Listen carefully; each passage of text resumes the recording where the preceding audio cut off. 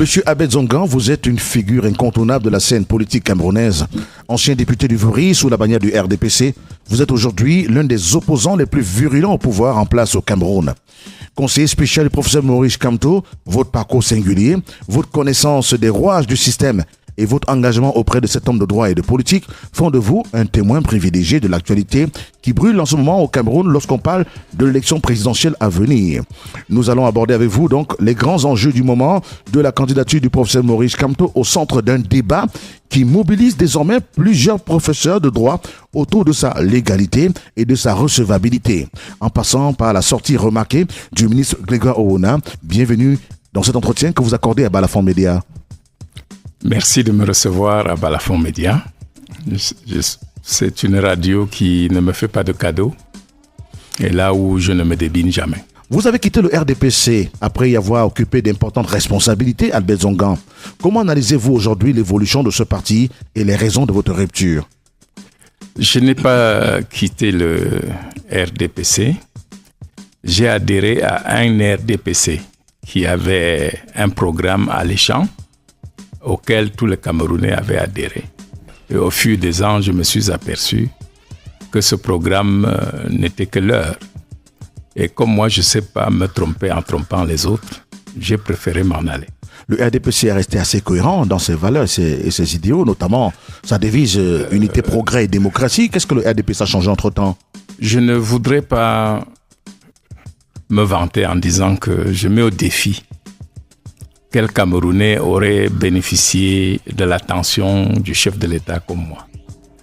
Quel Camerounais aurait reçu des propositions tant pour entrer au gouvernement que pour faire des affaires et sortir de mon petit métier qui ne suffit qu'à nourrir son homme. Mais il est resté dans mon sang quelque chose qui ne vous quitte pas si vous êtes né avec cela. Le sang upéciste. Vous êtes un upéciste à la base. Mon père était le responsable chargé de la vulgarisation du café à l'Ouest, dans l'UPC. Dans l'UPC. Mon père m'a appris une seule chose, la politique doit servir à servir les gens et non à se servir. Quand un politicien dit enfin, grâce à la politique je suis rassasié, il faut vous méfier de lui. Un homme politique doit dire, grâce à la politique, j'ai pu faire rassasier quelques personnes autour de moi. Quelqu'un a dit que grâce à la politique, il est rassasié?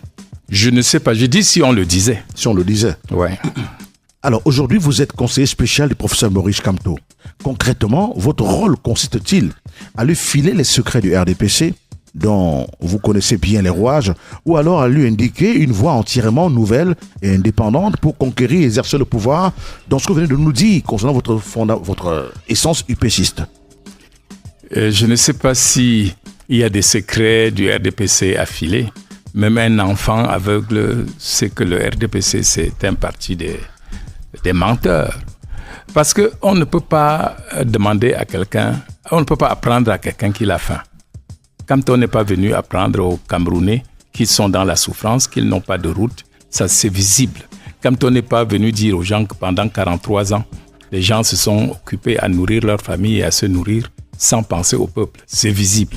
Mais quand on est venu apprendre aux gens que tout cela vous appartient et vous devriez le revendiquer. Donc quand on, en tant qu'enseignant, a enseigné au peuple camerounais à se défendre et à revendiquer ce que leur revient de droit. Ce qui leur revient de droit, c'est leur part du produit de leur pays que d'autres ont confisqué pour faire une propriété d'un groupuscule. Donc nous, notre rôle a été d'apprendre aux Camerounais à revendiquer ce qui leur revient de droit et à avoir moins peur. Parce que le seul programme politique du RDPC, c'est de faire peur. De vous dire, si vous bougez, on vous met en prison. Si vous revendiquez une route, on vous met en prison. Si vous prononcez le nom de tel, au lieu de prononcer celui de tel, on vous met en prison. Et cela avait... Mais c'est pour préserver la paix, non? La paix sociale, le RDPC. Très bien. Quand on vous met en prison, c'est pour préserver la paix. Mais comme disait Chiroma, il y a la paix du cimetière. Mais justement, Abed Zongan, quelle est la nature de votre collaboration avec le le professeur Kamto, dont vous revendiquez tant, est-ce que votre expérience en politique, vous la mettez à son service? Est-ce que ça peut servir l'opposition, vos années RDPC? Je crois que j'ai l'avantage de côtoyer, de connaître le génie qu'est Maurice Kamto. Maurice Kamto n'a même pas besoin de grand. C'est vrai qu'aucun homme ne se suffit. On a toujours besoin d'un petit renseignement, d'un petit coup de main. Mais Maurice Kamto en lui seul résume ce qu'il faut pour prétendre gérer les hommes et se mettre au service des hommes, tant par son passé, tant par ses connaissances, que tant par sa volonté de sacrifice. Donc je suis à côté de lui pour l'aider seulement à mettre en pratique le programme qu'il prévoit pour sortir le Cameroun de la misère où on l'a plongé. Mais depuis quelque temps, Albert Zongan, vous êtes très actif aux côtés du professeur Kamto, lui aussi qui fait pas mal de sorties, concernant son engagement à se présenter à la prochaine présidentielle au Cameroun. Maurice Kamto a délibérément, avec le Conseil national, c'est ce qu'il a dit, choisi de ne pas aller aux dernières législatives et municipales. Il les a boudées. Comment comprendre qu'aujourd'hui, il ait besoin de ses conseillers et de ses députés pour se présenter à la présidentielle? Est-ce que ce n'est pas un rétropédalage? Est-ce qu'il ne regrette pas? Est-ce que ce n'est pas une contradiction, une incohérence politique? C'est vous qui vous contredisez. Expliquez-nous si on veut comprendre. C'est un génie. Un génie. Ouais, il ne part pas d'élection, mais monsieur, il contexte les règlements. Aujourd'hui, non, on n'a rien contesté. Lui, il est aux élections. Lui, il est allé aux élections de 2018. Il a gagné. On a dit qu'il n'a pas gagné. Mais qui a la preuve qu'il a gagné? Attends. Il les a exposés. On lui a dit qu'il n'avait pas gagné sur la foi de 32 PV qui donnait la victoire à Paul Biya. Il a dit, OK, une preuve, ça se montre. Montrez-nous. On a dit non, on ne vous montre pas. Ça veut dire qu'on a décidé que Biya a gagné sans prouver que Biya a gagné. Ce n'est pas ça son problème. Maurice Kamto n'est pas venu avec un objectif. Si je ne suis pas président de la République, je meurs. Maurice Kamto est venu en disant on peut faire la politique autrement pour sauver le Cameroun. Et quand il dit qu'il ne part pas aux élections, vous n'étiez pas là. Nous avons cet avantage d'avoir une longueur d'avance sur les projets macabres du pouvoir. Le pouvoir avait décidé, si nous allions aux élections, de nous donner quelques députés à l'ouest pour faire de nous le parti régionaliste comme ils ont voulu faire d'un autre parti. Sur la foi de quoi vous dites ça? En politique, tout ne s'écrit pas, tout ne se démontre pas, ça se sent. Je voudrais tout simplement vous rassurer que l'article 15 de la Constitution, nous la connaissions. C'est un dispositif qui existe depuis 1996. Les gens n'ont pas fait attention. Brusquement, ils se réveillent. Parce que nous, on n'est pas allés aux élections. Mais on savait que nous avions tous les moyens pour que d'autres élus nous rejoignent pour nous permettre d'être représentés. Mais à ce niveau, vous repartez à l'élection présidentielle avec le même dispositif réglementaire, régi par Elecam. Alors là, la loi n'a pas changé. C'est là où vous n'avez rien compris. Est-ce qu'on ne vous donnera pas aussi des points? Non, 17% monsieur, ou 15%? Monsieur, oui. L'esprit a changé. Qu'est-ce qui a changé? L'esprit du peuple. Nous ne comptons pas sur le voleur pour abandonner son métier de voleur. Nous comptons sur les propriétaires pour mettre barrage pour que le voleur n'entre pas dans leur maison. Comment ça peut changer? Vous avez affaire à des gens qui ne seront rien sans le pouvoir et qui pensent que le pouvoir est fait pour eux jusqu'à ce qu'ils en meurent. Maintenant, vous avez en face des gens qui souffrent de ce pouvoir sans se manifester depuis des années. Alors, le rôle de Kamto et notre rôle a été de dire au peuple, attention, vous pouvez vous libérer. Et aujourd'hui, on pense que notre degré d'enseignement a formé des Camerounais capables aujourd'hui de dire aux voleurs, monsieur, tu ne vas pas partir tranquillement comme tu l'as fait depuis tout le temps. Vous comptez donc sur le peuple? Je ne compte sur personne. Je voudrais que le peuple compte sur soi. Moi, je compte sur le peuple pour me donner quoi? Je vis bien. À mon âge, j'ai travaillé toujours de mes mains. Je ne suis pas dans les besoins, mais ça me fait mal. Vous savez qu'il y a une certaine honte à être heureux tout seul. Quand vous passez en route, vous êtes en voiture, peut-être tout terrain, et vous voyez tous les petits véhicules qui ne peuvent pas circuler sur les pistes que le régime nous a données. Si vous vous réjouissez d'être le seul à traverser, c'est que vous n'êtes pas un homme humain. Mais dans ce cas, Albert Zongan, honorable Zongandino, de ce que vous dites, je veux me référer à la dernière sortie du ministre Grégoire Ona, du Travail et de la Sécurité sociale, par ailleurs secrétaire général adjoint du comité central du Rassemblement démocratique du peuple camerounais, le parti au pouvoir, c'est un haut commis de l'État. Qu'est-ce que vous attendiez de M. Grégoire Ouana, qui tout pour lui est la politique? C'est quelqu'un que j'ai aidé à sortir de la misère. Vous le connaissez? C'est moi qui ai mis son pied à l'étrier en politique. Comment ça Ce monsieur était à Douala dans les premières heures de l'informatique. Il avait une société informatique. Il est entré, je l'ai pris dans ma liste des conseillers municipaux.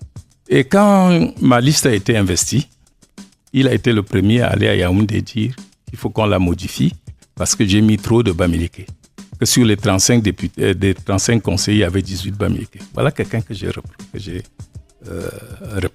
Est-ce que ce n'était pas un conseil avisé d'un homme qui voyait l'avenir? Un homme politique ne peut pas commencer. C'est pour te dire qu'il est l'un des pères de cette histoire d'orthotone halogène.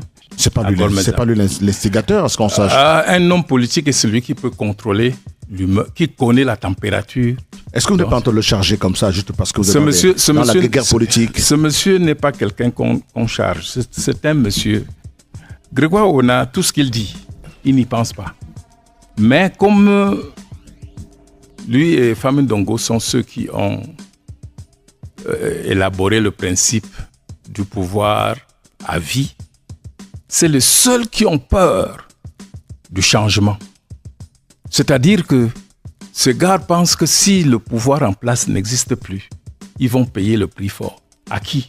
Mais ils ne sont redevables à rien aux Camerounais, en rien aux Camerounais. Ils sont redevables aux Camerounais pour avoir pris des fonctions qui leur demandaient de travailler pour le Cameroun. Ils se sont mis à travailler pour eux et pour les leurs. Mais qu'est-ce qu'ils doivent faire? Distribuer de l'argent aux gens? Non, ils distribuent. Il y a quelques-uns qui bénéficient. Ce sont des fonctionnaires. Non, ça ne... Écoutez, monsieur. Oui, un fonctionnaire n'est pas fait pour distribuer de l'argent. Heureusement, c'est ce que vous dites. Un fonctionnaire est fait pour prendre des dispositions pour que tout le monde bénéficie des bienfaits de la nation, bénéficie du produit intérieur brut du pays. Dites-nous, Albert Zonga, après la sortie du ministre Grégoire Ouana, quel est votre avis?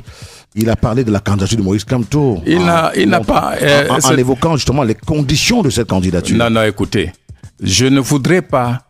Tu sais que si un fou arrive au marché, il se déshabille et commence à danser. Toi aussi, tu t'approches pour danser, tu es fou comme lui. L'article 15, alinéa 2, existe depuis 1996. Et c'est nous qui l'avons créé. Expliquez-nous ça, c'est vous qui l'avez créé. Nous l'avons créé parce que au départ... Vous étiez député? Quand j'étais député. En 1996? Oui, j'étais député. Oui. Et j'étais l'une des voix les plus écoutées au RDPC. Monsieur Ouana, Joseph, avait été chargé de la finition de la Constitution, qui devait refléter ce que la tripartite avait recommandé. Et il se trouve que autour de lui, j'en faisais partie, et il y a un éminent Camerounais qui est encore vivant et qui occupe des postes importants. C'est Eton Hilarion. Hilarion Eton, oui. Qui est vice-président de l'Assemblée. Oui. Ce monsieur, dans sa modestie, n'a pas encore pris parole. Mais c'est lui qui pouvait vous expliquer ce que c'est que le mandat impératif. Pourquoi? C'est le grand sujet du moment, mandat impératif. Pourquoi? Parce que lors de cette constitution, moi, je me suis élevé, quoi qu'étant du RDPC, contre la constitutionnalisation de la notion orthotone halogène. J'ai expliqué au chef de l'État qui m'a reçu que c'est un danger pour la cohésion sociale de classer les Camerounais en orthotone et en halogène suivant les endroits où ils se trouvent et que ça pourra être un motif pour notre explosion. Et que les débats à la tripartite ont montré que cette disposition était visée contre nous, puisque les porteurs de cette proposition, c'était M. Pokosi Doumbé et Sopo Priso, qu'il fallait une loi pour protéger les autochtones ou quoi faire. J'ai dit, si on embranche ce chemin, la cohésion sociale va foutre le camp. Donc, on a mis cette disposition pour corriger une erreur que nous-mêmes du RDPC on avait. Vous savez qu'après Élection multipartiste multipartiste. de 92, c'est ça? Le RDPC n'a pas eu de majorité. Il fallait se débrouiller pour gouverner. Et nous craignons que l'opposition qui avait la majorité ne forme une coalition pour prendre l'Assemblée. Pour avoir un groupe parlementaire fort. Non, pas un groupe parlementaire. Eux, ils devaient contrôler l'Assemblée, ils devaient nommer un président de l'Assemblée parmi eux, et nous, n'avions rien. On a cherché à contourner. Dans un premier temps, on est allé dans mon village, Bamboutos. Dans les Bamboutos, oui. Et on a fait démissionner tous les députés, les 6 députés qui étaient élus sous la bannière de l'UNDP. Mais dans l'empressement, on n'avait pas vu que la loi faisait du député une propriété de son parti. Donc, une fois ceux-là démissionnés, le parti les a remplacés par leurs suppléants. Et nous avions donc fait un coup d'épée dans l'eau. Ouais. Dans les Bamboutos, vous avez fait démissionner les députés UNDP. Oui. Ils n'ont pas rejoint les rangs du RDPC en tant que députés. Non, puisque tout de suite, leur parti les a remplacés par leurs suppléants. C'est ce que la loi prévoyait à l'époque. C'est ce que la loi prévoyait. Le mandat impératif. Le mandat était impératif. Oui. Ça veut dire que le député appartenait à sa formation politique. Le député était la propriété de la formation politique. Il y avait ce danger également de la manœuvre et de musellement des députés. C'est-à-dire, même si le RDPC a voulu régler un problème, en profiter de la situation, c'était nécessaire parce qu'il y avait des députés qui ne parlaient pas à l'Assemblée, tout simplement parce qu'ils savent que s'ils parlent, ça va à l'encontre de ce que pense leur parti. Leur chef de parti. Le chef de parti. Et que, ipso facto, ils seront renvoyés et chassés de l'Assemblée. Oui. Donc les gens se taisaient. On a donc voulu rendre aux députés sa liberté de parole et sa représentativité de la circonscription qu'il a envoyée à l'Assemblée. C'est pour ça qu'on a dit tout mandat impératif est nul. C'est vous qui créez ça? Non, c'est le pouvoir en place. Pour que vous étiez dans le RDPC à l'époque, assumez votre passé, M. Zonga. Non, j'assume. Je n'ai jamais fui puisque j'en ai profité. J'ai été le premier député du RDPC à démissionner. Et curieusement, si vous voulez savoir comment ça s'applique, à la séance suivante, Kavaïe a dit « Monsieur Zonga, vous faites quoi là? Vous avez déjà démissionné ?» Je me suis mis à rire et je lui ai dit tout simplement « Monsieur le Président, tout mandat impératif est nul. » Et il s'est retourné, laissez-moi parler, vous m'avez posé des questions. Il s'est retourné vers Eton Hilarion et lui a dit « Qu'est-ce que ça veut dire ?» Eton Hilarion lui a dit que non, ça veut dire que quand un député démissionne, il reste député. Il dit « Caille !» Donc, ça a commencé comme ça à donner le ton de la liberté de l'être. Donc, vous êtes l'un des premiers Camerounais à démissionner d'un parti politique, à l'occurrence le RDPC, et à rester député. Et à rester député jusqu'à la fin de mon mandat. Et ça n'a choqué personne. Cela est documenté. Non, c'est documenté. Vous savez bien que c'est documenté. Donc, la Constitution, c'était en 96 et mon mandat a couru jusqu'en 97. Donc, j'étais à l'Assemblée, j'étais assis, je narguais même mon ami Kavaïe. Donc, vous continuez à émarger comme député. Mais là, en ce moment, vous êtes député quoi? Indépendant ou député de quel parti? Quand vous quittez le RDPC? C'est là qu'on doit en venir. Oui. Et c'est à partir de moi qu'on se dit que, mais attention, cette loi mérite qu'on la complète. Parce que la loi électorale dont les gens s'en prévalent, y compris ton ami M. Grégoire Ouana, dit que il faut être le parti représenté à l'Assemblée. D'accord? Mais quand j'ai démissionné, pour être député, il n'y a pas d'élection de candidature libre. Il n'est pas possible à un citoyen d'être candidat libre, puisque les partis politiques concourent à l'expression du suffrage, selon nos lois. Donc le député se sert d'un parti qui est la condition pour devenir député. De la nation. Dès que tu remplis les conditions présentées par un parti et que tu es élu, le parti n'a plus rien à voir avec toi. Tu peux continuer à le représenter, soit à représenter un autre. Mais la personne permanente que tu représentes, c'est la nation. Je voulais qu'on clarifie la situation. Nous clarifions tout simplement. Il y a un avocat qui vous a dit que quand une femme divorce, il n'a pas dit sous cette forme. Moi, je te dis, Madame Essomba divorce. Le lendemain, elle épouse M. Nguini. Quand vous la voyez en route, vous l'appelez qui? Madame Guinée. Est-ce que vous pouvez dire Madame Essomba? Donc, vous dites, au départ, je représente le SDF. En cours de chemin, vous dites non. L'idéologie ne me permet plus de le représenter. Je représente plutôt l'UPC. Mais tu es le représentant de l'UPC. Ça ne se discute même pas. Et en ce moment-là, est-ce que vous faites entrer l'UPC à l'Assemblée nationale? Puisque l'UPC n'avait pas concouru. Non, personne n'a concouru. Non, les partis qui concourent sont tout simplement les conditions pour arriver à l'Assemblée. Mais comment on va comprendre ça, Albert Zongan? Aujourd'hui, le MRC a des élus qui sont des transfuges Ce n'est pas des SDF. transfuges. Peuvent-ils siéger au conseil municipal de Bafoussam sous la bannière du MRC? Exactement, oui, monsieur. Oui, monsieur. Est-ce que le MRC avait Mais tu parles de quoi? J'ai une maison aujourd'hui. Peut-être que j'ai acheté. Elle est ma maison. Je ne vais pas dire que comme ce n'est pas moi qui avais construit cette maison, elle n'est pas ma maison. Tu parles de quoi là, monsieur Bou? Moi, je vous prenais pour un journaliste le plus intelligent. Maintenant, le conseil municipal de Bafoussam 1er, tous ont démissionné du SDF. Est-ce que le SDF peut se réclamer, peut donner des instructions pour la gestion de cette commune? Dites-moi. Est-ce qu'ils peuvent donc siéger? Ils siègent maintenant pour le compte du RDPC. Ils siègent, certains siègent pour le compte du RDPC et d'autres pour le compte du MRC. Pourquoi? Alors maintenant, ça veut dire que, oui. Une commune sera jugée à la fin par les populations pour ce qu'elle a fait et lui accorderont leur suffrage pour continuer ou les chasseront. Aux prochaines élections, qu'est-ce qui va se passer?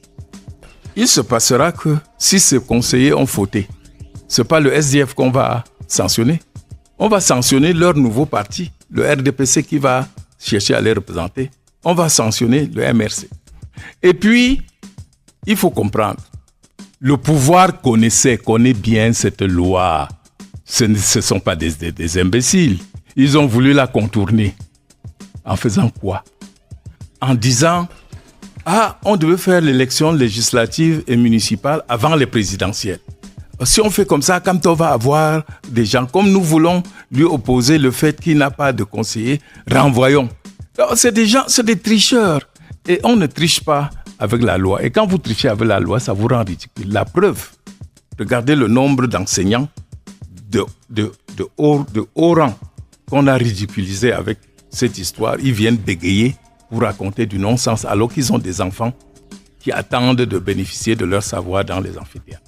Mais justement, Albert Zongan, expliquez-nous. Désormais, vous pouvez nous dire que le MRC a des élus. Mais comment désormais, je peux vous dire, le MRC a plus d'élus que vous ne pensez. Nous avons des députés. Nous avons pris le temps.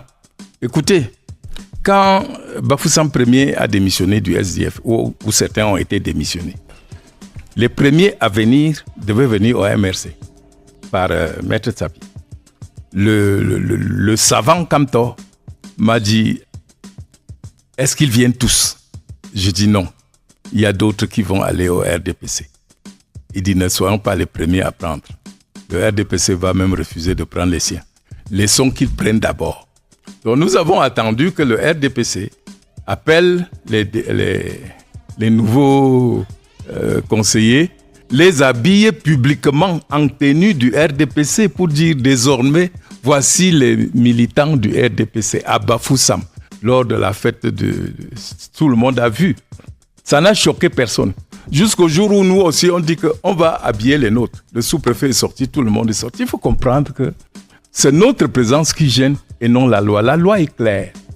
Aujourd'hui, représenter un parti veut dire qu'à la sortie de l'Assemblée, c'est vers ce parti que tu vas rendre compte et recevoir des consignes pour la prochaine session. Qu'est-ce que vous voulez faire, voir, mettre?